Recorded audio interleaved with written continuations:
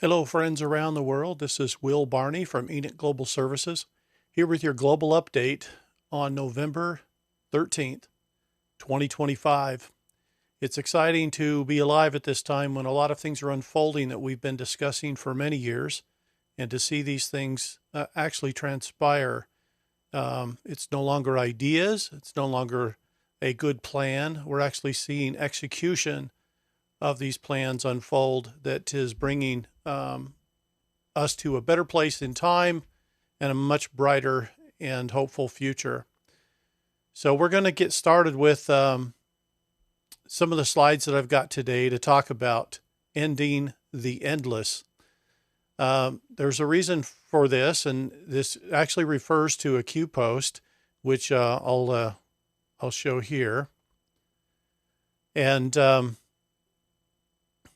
we're going to talk about some of the current events that are taking place around the world today that validate this post. So let's start with this post first. Q posted this, as you can see, in 22. So 11/8/22. So that's 7 years ago, or excuse me, 3 years ago, to do my math correctly. And it says this: endless lies, endless wars, endless inflation, endless printing, endless oppression, endless subjugation, endless surveillance. Who will put an end to the endless taking control? Q. So as we look at this, there's a lot of things that we need to keep in mind. And that is that I'm getting emails, I'm getting phone calls from friends saying, when is this going to end? This is enough, is enough, is enough. And I know it's been a long journey for many of us, nearly 2 decades. So it does feel like enough is enough. But I want to show you some things that are transpiring over this last week that indicate that it is ending, that we are ending the endless, thanks to our current president and the staff that he has behind him that are intent on getting this done. Okay. So let's move on. I want to start with this. The U.S. Marshal Service posted this on November 8th, also the same day that corresponds with the Q post. Memphis, Tennessee. As of November 8th, the Memphis Safe Task Force has located and safely returned 101 missing children. Parents and caregivers are now sleep soundly that their children have been safely returned home. So as you know, we reported on this before that Trump was sending the military in to help clean up Memphis. 101 missing children found. This is absolutely huge. This is another result of ending the endless nonsense. President Trump posted this. I'm proud to announce that Chicago, Illinois, despite all of the radical opposition and obstructions we have from the mayor and governor, has seen car theft, shootings, robberies, violent crime, and everything else drop dramatically. Since the launch of the DHS operation Midway Blitz in Chicago only weeks ago, shootings are down 35%, robberies are down 41%, carjackings are down almost 50%, and this is with just a small initial federal force, not the full surge we have done in Chicago and Memphis. As we ramp up more assets, these numbers will continue to drop. This has been achieved despite the extraordinary resistance from Chicago and Illinois radical Democrat leadership and the constant violent left-wing terrorism against ICE officers and federal agents that insurrectionist Democrat officials refuse to stop or prosecute, including constant physical assault and attempted assassination.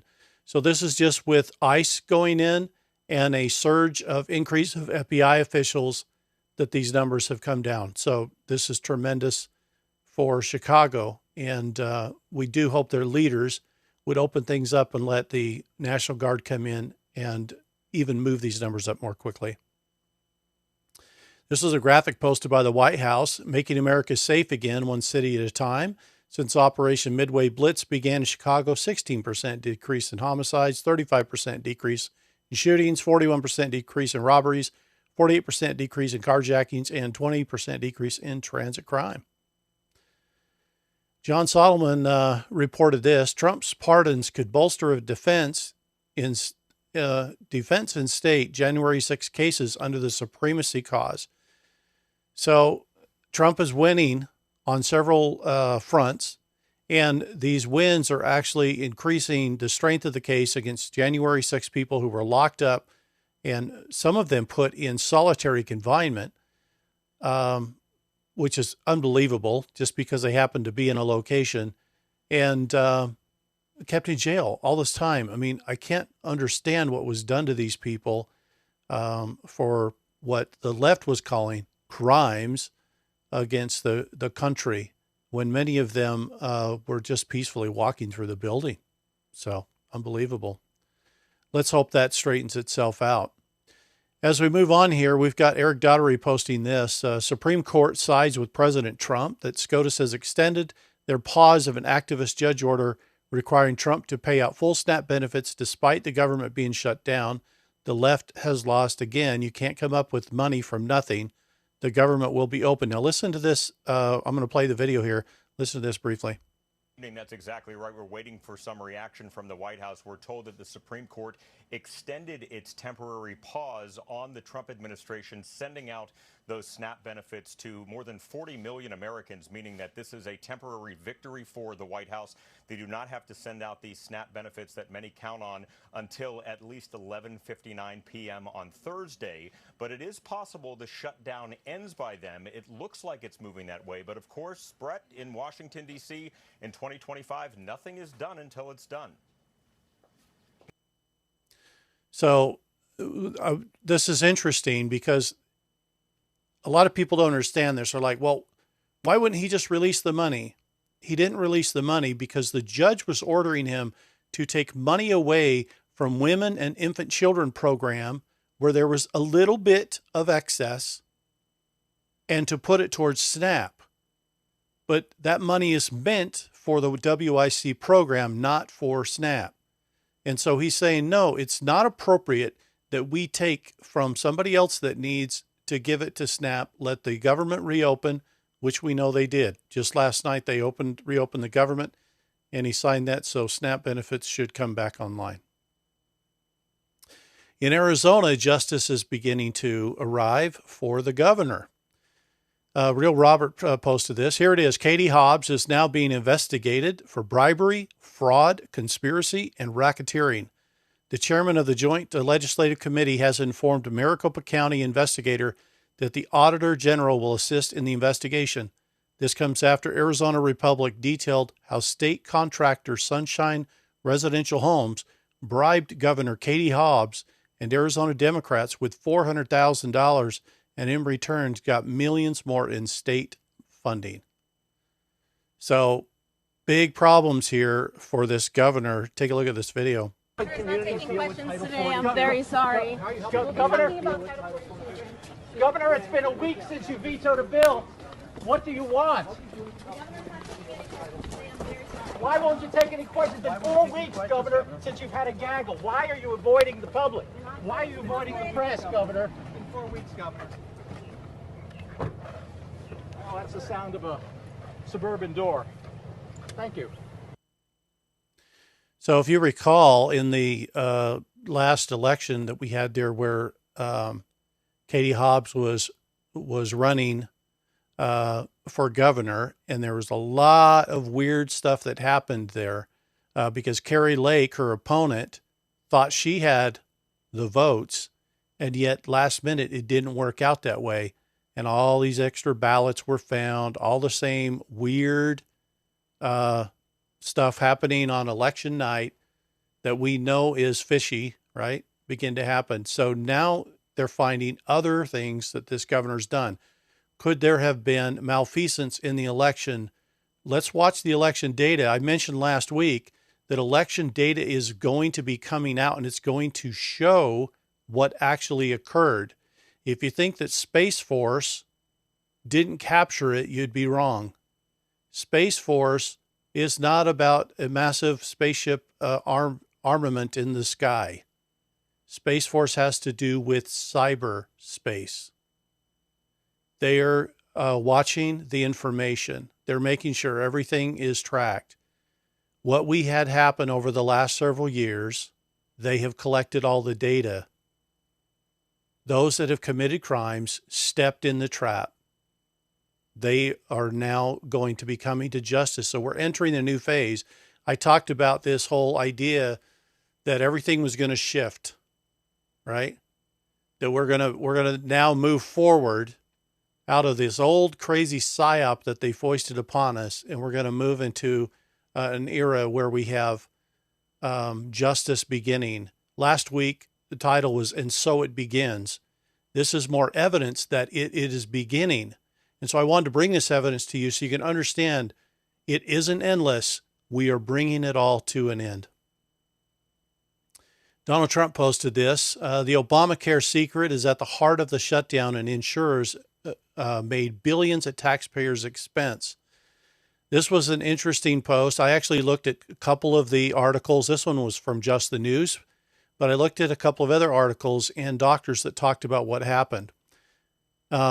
Now, I had a little interaction with a major insurer a number of years ago when I was still in banking. I was helping an executive of, well, maybe I shouldn't say, but it was one of the big main insurance companies in the country. Okay. And I was helping him with a property. He was getting a refinance on a second home. We had a discussion, and this was during the time when Obamacare was being examined. And there were about 5 or 6 different plans being presented. And I sat down with this client and I says, you are in the midst of this, because this was like senior vice president level. And I says, what do you see happening with Obamacare? And he says, I've reviewed 6 different versions of Obamacare. And I said, okay. And what's your analysis? He said, the analysis is simple.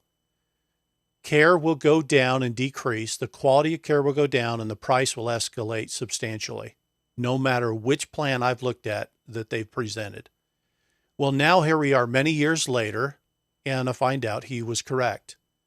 What's been happening is insurance companies were roped into a box. What I mean by that is the plan actually said, they call this the Affordable Care Plan. So what it did is it said insurance companies can only make a certain amount of percentage on each service that was provided and paid for. Okay. So their percentages were blocked. But what it didn't do is it didn't limit how much the cost of those things could be. So insurance companies just said, let the cost go up. We get more money. If we can't take it another way, let's take it this way. And that's what's escalated the cost to astronomical levels. We're looking at healthcare costs of 150 to 200% higher than when that thing started. Can you imagine? 2x. So this is all being exposed now. And what Trump was talking about with these insurers is the government was paying a subsidy for these insurers to be on the exchange to provide insurance for many people out there. They were claiming people were on insurance that weren't actually on the insurance. And had, in fact, they may have one time applied, but didn't even know they had it currently. And yet they're being subsidized by the government, billions and billions of dollars. And meanwhile, these insurance companies, you saw their stock prices, everything surge. So there's a lot going on with this story, and this story isn't over. Healthcare is going to be a big topic over the next year, and there's going to be a lot of things that are going to be straightened out. Obamacare's inconvenient truths exposed during the shutdown. This was MSN had this posted. Amanda Head wrote the article. After years of Democrat telling the American people that former President Barack Obama's Affordable Care Act was a thriving system, declaring truth revealed now during the government shutdown is that not only has the ACA resulted in widespread fraud and allegations of kickbacks in insurance companies, just the beginning, folks. Again, more exposure coming. Speaker Mike Johnson talked about this when he said Obamacare has become the Unaffordable Care Act. Premiums have skyrocketed 60% since 2010. You Democrats want to keep subsidizing their broken system without any reforms. Let's listen to what he said. This is a very important point. We were always open to sitting down to negotiate and talk through how to reduce healthcare costs. It's a crisis for the American people. The cost have skyrocketed. It's the Democrats who put us into this scenario. Remember, they're the ones that created the ACA. We call it the Unaffordable Care Act, because that's exactly what's been yielded. Since 2010, since they put it into law, premiums have skyrocketed, some estimates 60% overall, and they're continuing to go up. Well, premiums were skyrocketing before Obamacare, too. Not at this pace, and the problem is now it's becoming completely unaffordable for more and more people. The Democrat solution is to subsidize the broken system. We would like to go in and look at the root causes of why those costs are so high, and we've been doing that. It's not just talking points. We have had laws signed into law, this Congress, that have begun to chip away at that. There's a lot more yet to do, but we've got to build consensus between the parties. It should be bipartisan. We're looking forward to that.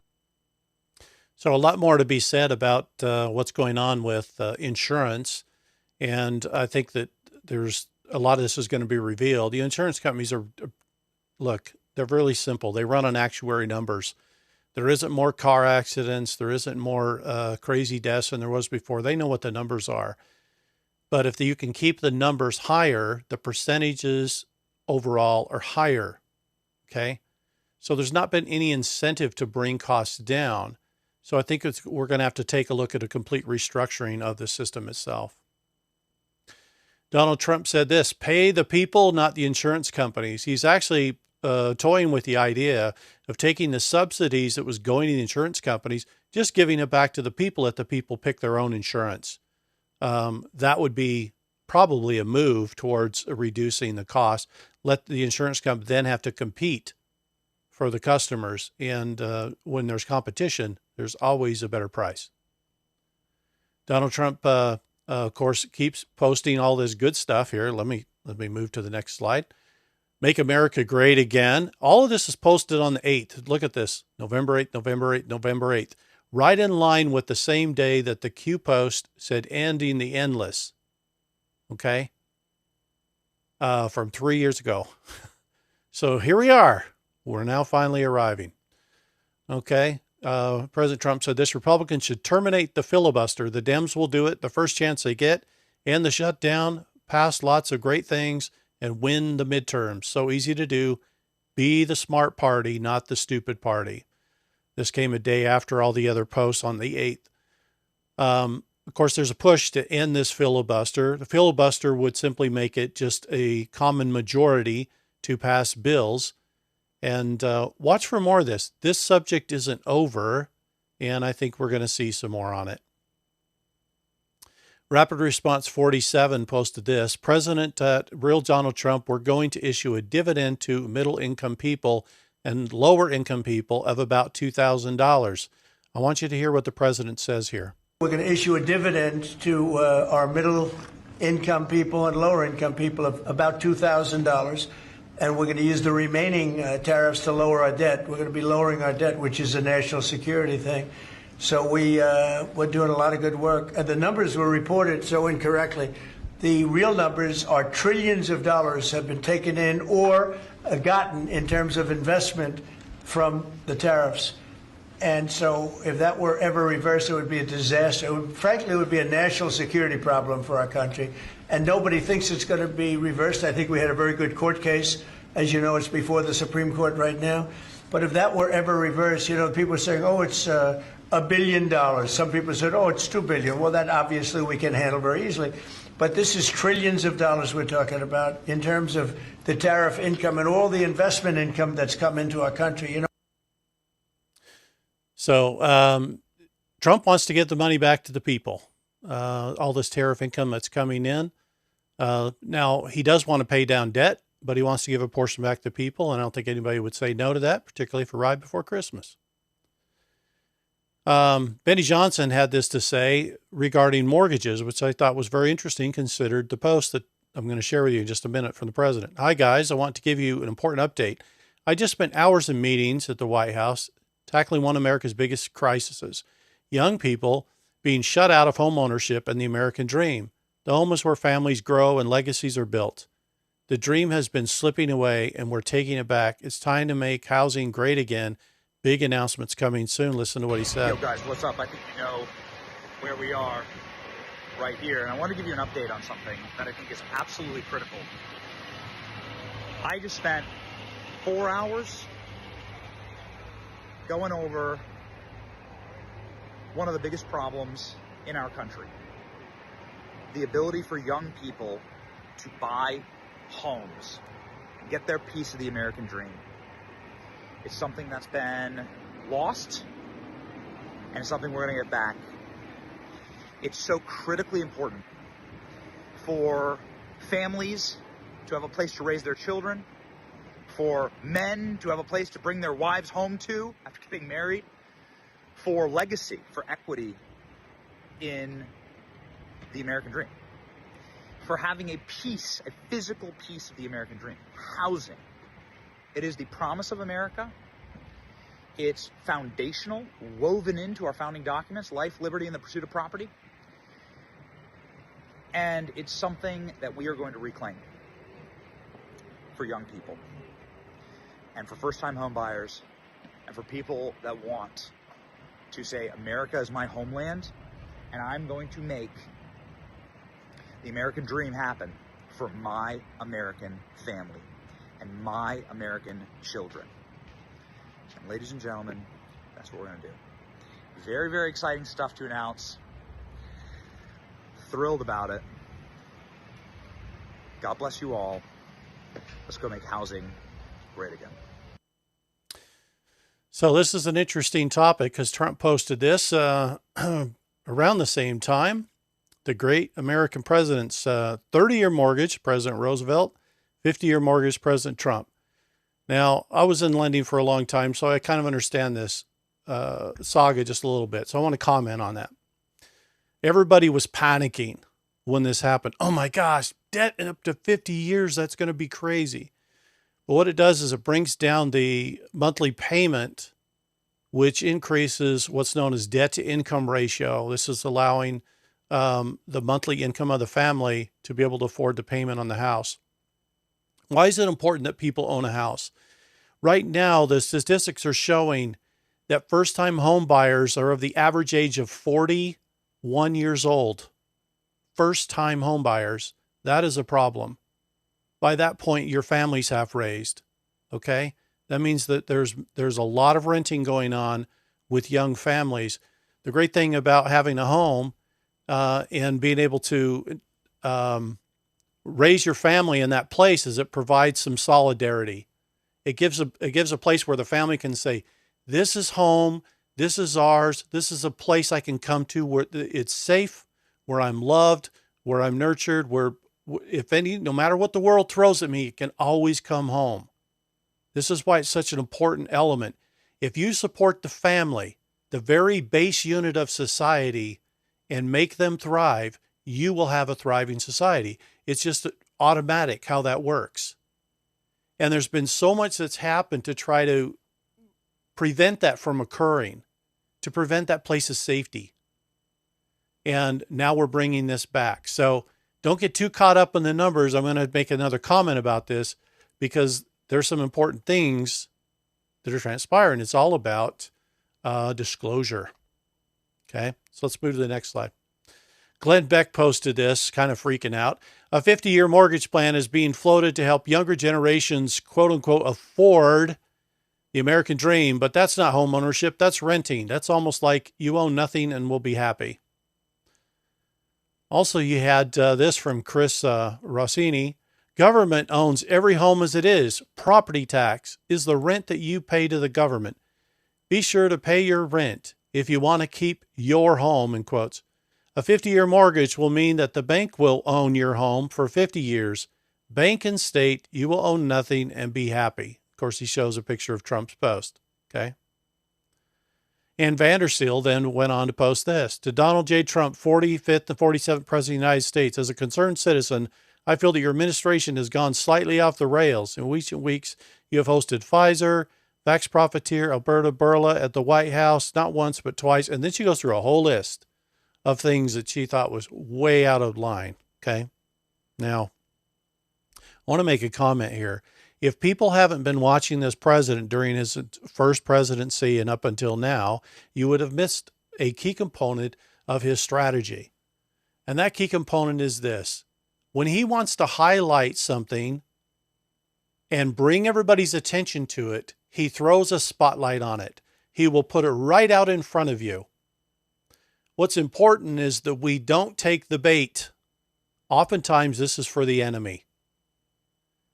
Why is he highlighting 50-year mortgages?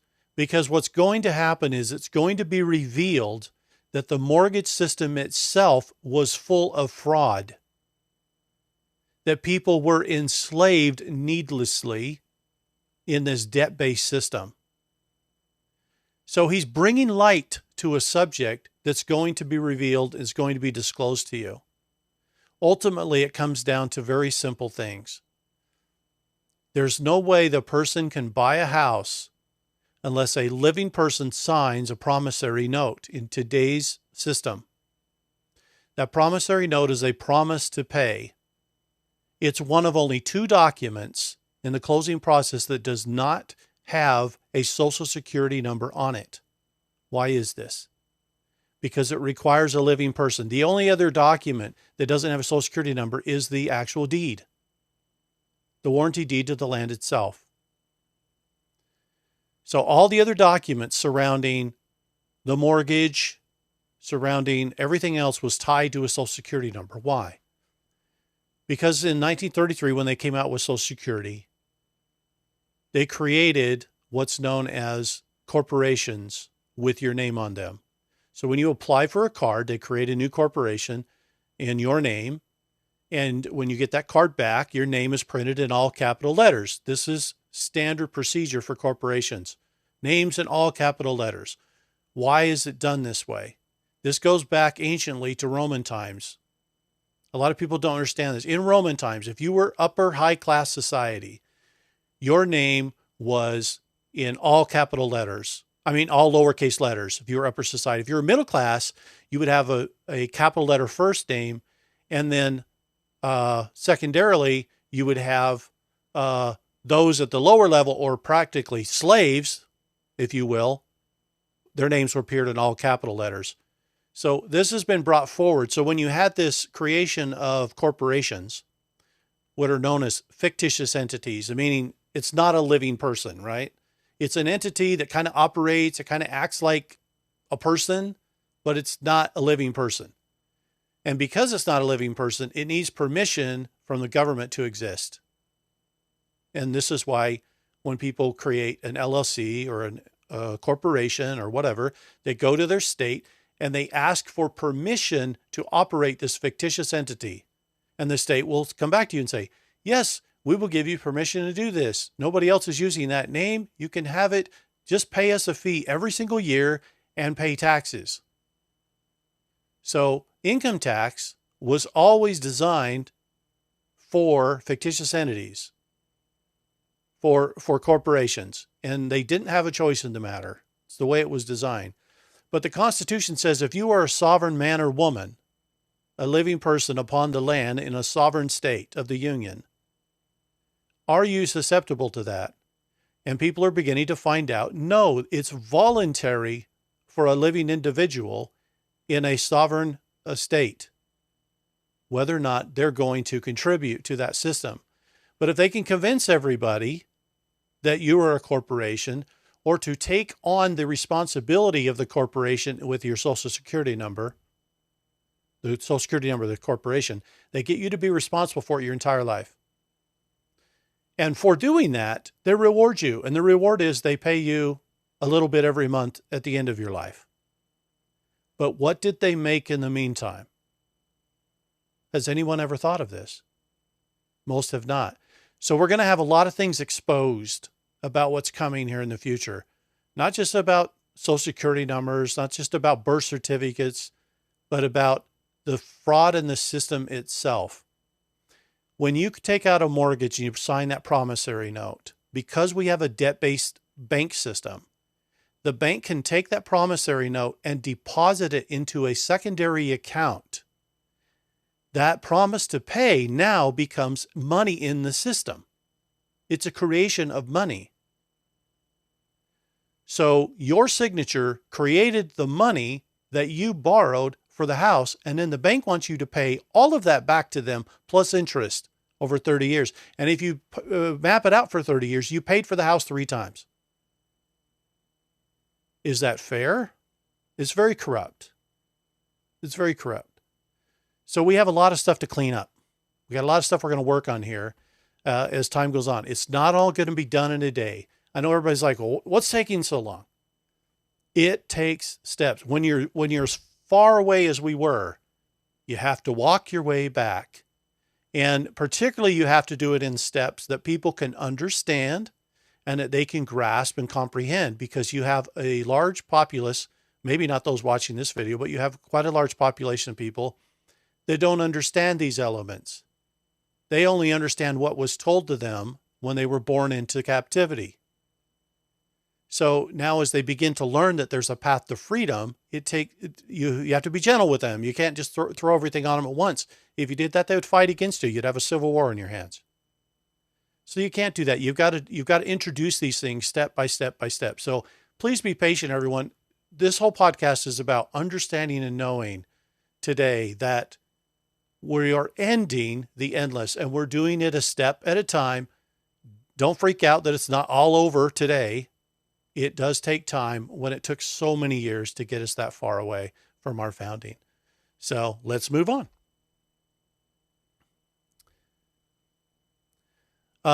Bill Pulte posted this. We are currently reviewing a potential deal with Fair Isaac FICO on the implementation of a new credit score, FICO 10T. This would be great for consumers and the safety of the mortgage market to have both FICO 10T score and a Vantage score 4.0. Stay tuned, very close to a deal. Mortgage giants are very close to a deal to accept the new FICO score. So he's working on this with the mortgage companies. Okay. Before I change the subject, let me just talk about this for a second. What he's talking about doing is those that have been renting, maybe you've rented for 5 years, 6 years, 7 years, and you're finally wanting to buy your home. You can take that rental history and use that as part of your credit score. It shows that you're a responsible individual. You made your payments every month. And so now he's saying this should be taken into account when it comes to getting a mortgage. Let's move people from rental into home ownership. I actually think it's a good idea. Eric Daugherty posted this, breaking the government funding bill to be voted on, tonight allows Republicans to sue over the Biden FBI and Jack Smith spying of Senate Republicans. Each senator can get $500,000. It's on page 217 to 229 of the funding bill. Senators can sue the federal government using taxpayer money if the federal enforcement seizes subpoenas or their data without notifying them. So this is about Arctic Frost. Arctic Frost was this campaign where they were literally spying on senators and Congress people for political reasons. And Jack Smith and a lot of others were involved in this. It's all being turned around now, and they're going to actually receive some compensation for what was done to them. Some Republicans are joining Democrats expressing concern. Then Special Counsel Jack Smith, though, ultimately was never able to take then former President Donald Trump to trial as the Supreme Court stepped in. Now, the way this provision is written, it's tucked away on page 217 through 229 of the funding bill. Senators could bring lawsuits and sue the federal government using taxpayer money if federal law enforcement seizes or subpoenas their data without notifying them. The damages could mean each senator could get $500,000 for each violation. Senator Lindsey Graham was one of the senators who later found out that his data got into the hands of Jack Smith's team. Here he is a few weeks ago. Watch. If they violated my constitutional rights, if they trampled on the separation of powers involving me, I'm going to sue the hell out of these people. Democrats in the House not amused by this. In fact, the leader of the party, Hakeem Jeffries, hoping some Republicans cross the aisle to join Democrats and take this provision out before it's passed. The notion that 8 Republican senators signed off by John Thune and the Republicans, apparently in the Senate and in the House, would give themselves the ability, essentially, to rip millions of taxpayer dollars away from the American people so they could line their pockets? Jack Smith's attorney has gone on the record to say a number of people have stated falsely that Mr. Smith tapped senators' phones or spied on their communications or surveilled their conversations. Toll records are historical in nature and do not include the content of calls. Wiretapping, by contrast, involves intercepting the telecommunications in real time, which the special counsel's office did not do. The House will vote later today. It's unclear if they will allow House members to seek the same relief. Right now, it's just senators, but Republican congressmen from Texas, Chip Roy, and several other Republicans have gone on the record to say they have problems with this Senate provision. So again, Democrats caught with their hands in the cookie jar, trying to do things they shouldn't be doing. There seems to be a theme going on here. They're looking at initially data. In other words, who was the call placed to and for how long was it placed? But you can move, it's not a very long bridge from there to, oh, that's an interesting call that went on for 12 minutes. Let's see what they said, and then moving to the next level. So even though he's trying to say we're just using standard data sets, you can't believe that. When we saw what we saw with even the invasion of Mar-a-Lago, it's unbelievable. So let's move on to the next slide here. I'm going to keep it up full screen so you can see it. Benny Johnson, Treasury Secretary Scott Bessent, with an absolute mic drop on the Democrats. The Democrats tried to stop Trump, couldn't stop him in the courts. They couldn't stop him with the media, so they shut down the government. And now they've taken the mask off, so now we can actually see what they're doing. Treasury Secretary Scott Bessent also said this: last week I visited my hometown, Charleston, South Carolina, where a new Boeing plant is creating 1,000 jobs. I also toured a rare earth plant in Sumter, South Carolina, which is bringing 300 permanent jobs with a potential for 3,000 more. Listen to what he says here. This is, I think, good for that state. I was just down in my hometown of Charleston, South Carolina on Friday, and this new Boeing plant is opening up. That's 1,000 new jobs that the president has brought back. I went to a rare earth plant up in Sumter, South Carolina, 800 construction jobs, 300 permanent jobs that they think could become 3,000 permanent jobs. And the great part of the story there is those were Caterpillar workers who had been laid off. Thanks to President Trump, a new factory has moved in. So as we bring these trillions of dollars of investment into the U.S., they're all starting to break ground now. And look, I would have loved to be able to snap my fingers, have these facilities going. It takes time. We got the tax bill passed on July 4th, which gives huge incentives to come to the U.S., build your factory, expense it immediately, and create American jobs. And I think 2026 is going to be a blockbuster year. So great things going on for that. Now, I wanted you to hear that whole video because I think it's important to understand that just because you secure investments from other countries of the world in the trillions of dollars doesn't mean that that is all realized right away. You do have to build stuff, and then you got to employ the people to create the things in the new buildings. The country lost nearly 100,000 factories over the last 30 years. It will take us some time to rebuild that. We need to be a little bit patient with the process, but the fact that this is moving this quickly is absolutely amazing. This is very interesting, and I want you to take a look at this. Inflation falls to a record low of 0.25% in October. Food prices ease further. What does this mean? This means that inflation right now in 2025, if we kept on this pace, we're going to be under 3%. We were nearly 10% under Biden. Okay. It's come down dramatically. October marks the lowest reading in current series since 2013. RBI trims their fiscal year forecast for 26 inflation to 2.6%. 2.6 from 10. All within 16 months. So why is this important? Here's the thing that we're looking at. Just the last few days, silver went up $4. Now, it did peak at that a little while back, and I reported that price, but then it came back down. They were doing some maneuvering, trying to push it back down, but then it shot back up. Why is this important? Inflation is an interesting thing. It's usually occurs when you overprint the money. If you print too much money, then the money loses value. Everybody's like, well, there's only so much value backing the money, so more of it means it's worth less. It just makes sense, right?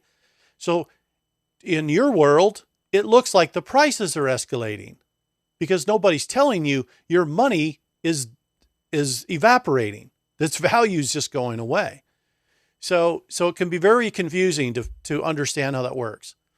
But we're in a situation today where typically, in order to bring inflation down, you have to have no printing of money. Yet we have trillions of dollars of investment coming into the country. Why? Because of trade deals that the president has booked. So what's happening is we don't have to print money. We can keep inflation low because the outside money that's been circulating around the world, and US dollars, 2/3 of it are outside of our country, are coming back home in investment. These investment deals are having the opposite effect of what you typically see. It's bringing inflation down, and yet it's supercharging the economics by creating jobs and getting things moving forward. So I hope this is helpful for people to understand. This is a weird dynamic. It's very confusing when you see the price of silver rising, which usually means the dollar's deflating in value. That's typically means you're in an inflationary condition. Okay?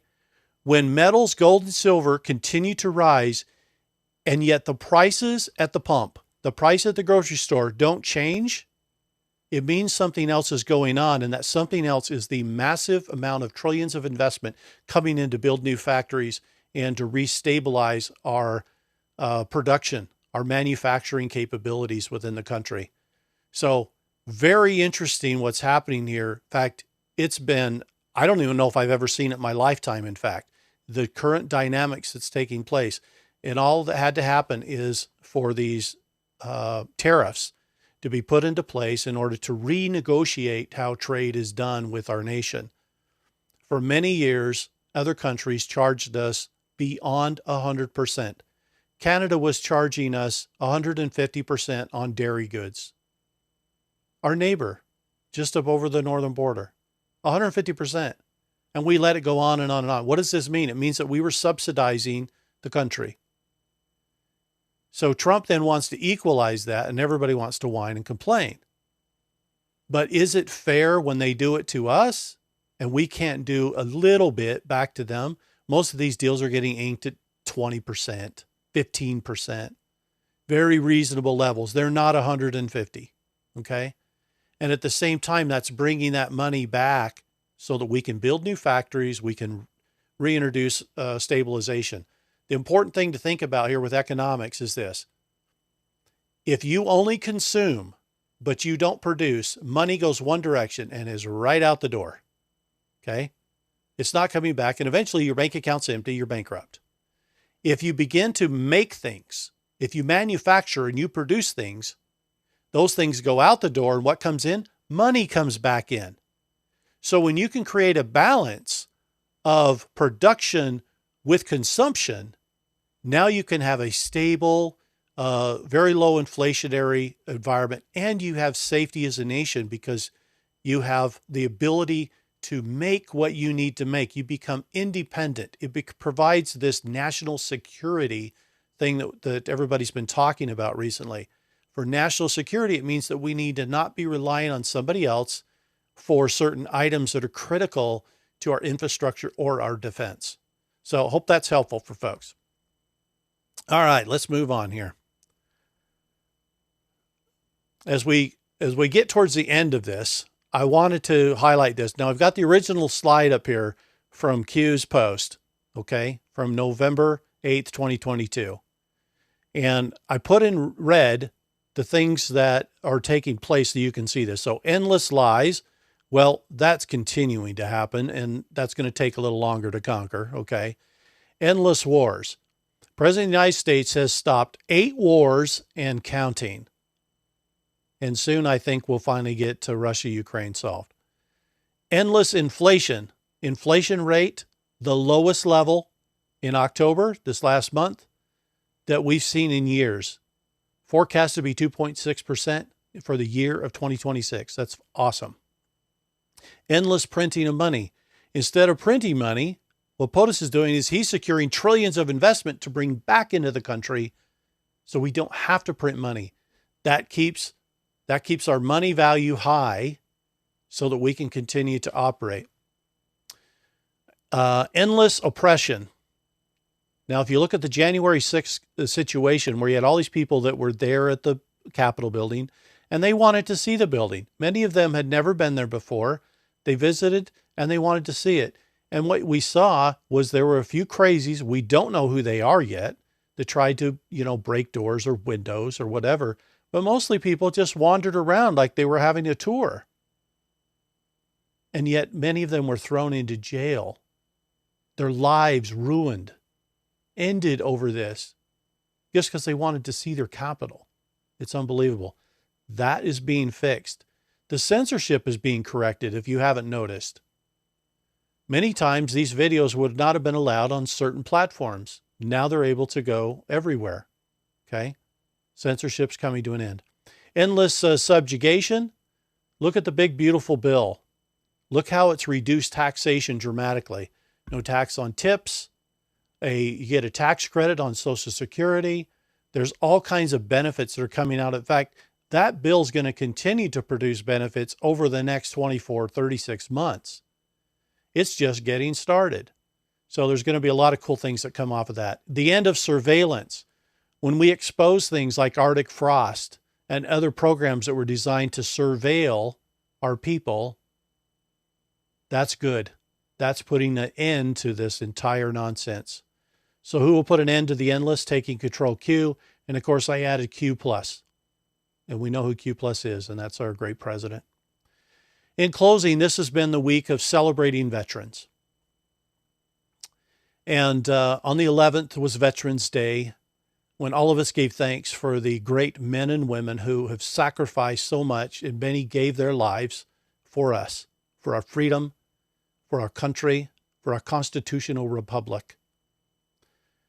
The White House posted this video as a thank you. I think we should take a listen. I thought it's short and sweet, but let's watch it.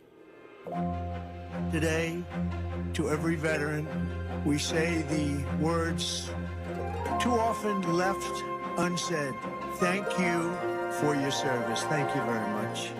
When danger came, when duty called, when Almighty God asked, who had the will and the strength to defend the land of the free, each and every American veteran stood up and said, "Here I am, send me, here I am."